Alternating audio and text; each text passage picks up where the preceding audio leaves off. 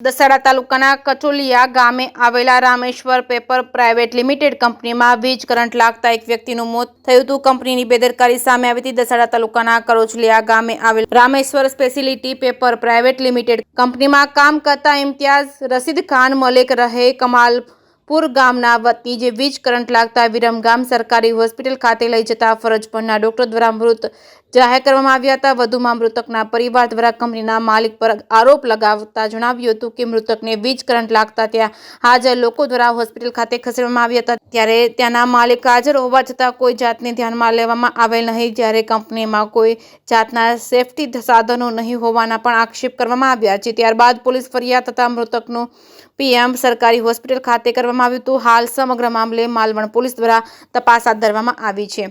જેકેએસ news Gujarati સાથે અફઝલ ખાન પઠાણ સાથે બહલોલ મલેક સાણંદ.